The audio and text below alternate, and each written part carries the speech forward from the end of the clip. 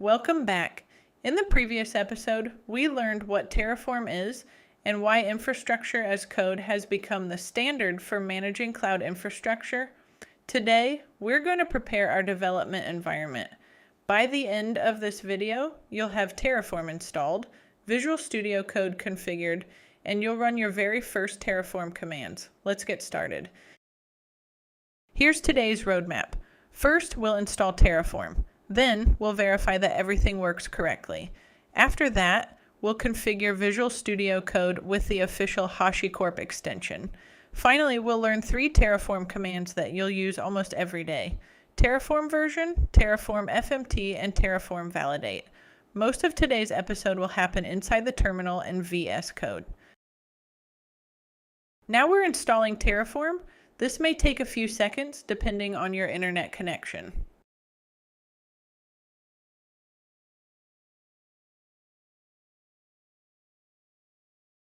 Installing Terraform is straightforward. On macOS, we use Homebrew. On Windows, you can use Wing It or Chocolatey. And on Linux, HashiCorp provides an official package repository. Regardless of your operating system, the goal is exactly the same. Install the Terraform CLI. Let's verify the installation. If Terraform is installed correctly, you should see the installed version together with your operating system architecture. I also like to verify where Terraform is installed. This confirms that the executable is available in our path. Running Terraform version tells us 3 important things. First, Terraform is installed. Second, it's available from anywhere in the terminal. Third, we know exactly which version we're running. Before continuing, always make sure this command works correctly. Let's create our first Terraform project. I'll create a new folder called Terraform-Demo. Just like in the previous series, we'll keep all the code organized here and later upload it to our GitHub repository. Before installing the Terraform extension, I want to show you what the editing experience looks like without it. I'll write the configuration manually. Notice there are no colors, no syntax highlighting, and no auto-completion. Terraform FMT formats our code using Terraform standard style. And Terraform validate checks that our configuration is valid. Now let's install the official Terraform extension from HashiCorp. This extension adds syntax highlighting, code completion, formatting support, and live diagnostics for Terraform files. To see the difference clearly, I'm going to return to main.tf, delete the code, and write it again from the beginning. Now, as soon as I start typing, VS Code recognizes the Terraform syntax. Notice that it suggests the Terraform block automatically. It also displays different colors for keywords, values, operators, and strings. This makes the configuration much easier to read. Let's format the file one more time and validate it again. Everything looks good. Our development environment is now ready, and in the next episode, we'll start writing real Terraform infrastructure. Throughout this course, we're going to use AI a little differently. Instead of asking AI to build everything for us, we'll start with the official Terraform documentation. This is the source of truth.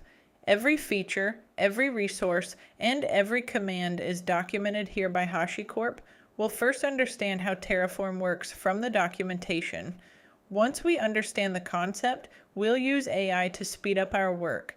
AI is great at explaining concepts, generating examples, and helping us troubleshoot problems. But before we deploy anything, we'll always validate what AI says against the official documentation. This is the workflow I use every day as a DevOps engineer, and it's the same workflow we'll follow throughout this entire series. This is the official Terraform documentation. Notice that everything is organized here. Installation, CLI commands, language, providers, modules, and much more. Whenever we learn something new, this will be our first stop. For example, today we learned about a few CLI commands. If we open the CLI documentation, we can see every command explained in detail directly from HashiCorp. Now let me show you how we'll use AI throughout this course. I'm going to open ChatGPT and paste the same prompt you see on the screen. Notice that I'm not asking AI to build my infrastructure. Instead, I'm asking it to explain a Terraform concept using the official documentation. This is the approach we'll follow in every episode of this series. Notice what happened here. AI didn't just give us an answer, it explained the concept using the official Terraform documentation and even showed us a real example of an error that Terraform Validate can detect. This is exactly how we'll use AI throughout this course. We won't use it to blindly generate infrastructure. We'll use it to better understand the documentation, answer questions faster, and troubleshoot problems when they appear. The official documentation remains the source of truth. AI simply helps us learn faster. This workflow has made me a much more productive DevOps engineer, and I hope it does the same for you. Now that our development environment is ready, let's start building real infrastructure in the next episode. Congratulations! Your Terraform environment is now fully configured and ready to use.